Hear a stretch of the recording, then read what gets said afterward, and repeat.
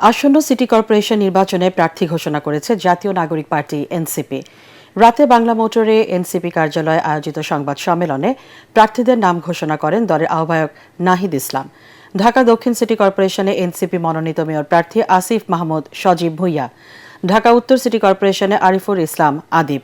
এছাড়া কুমিল্লা সিটি কর্পোরেশনে তারিকুল ইসলাম, রাজশাহী সিটি কর্পোরেশনে মোবাশের আলী ও Sylhet city কর্পোরেশনে advocate Abdur Rahman আফজালকে মনোনয়ন দেওয়া হয়েছে।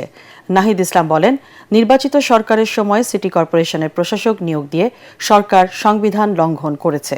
সিটি কর্পোরেশনে আমাদের প্রাথমিক মনোনীত প্রার্থী তাদের নাম ঘোষণা করছি।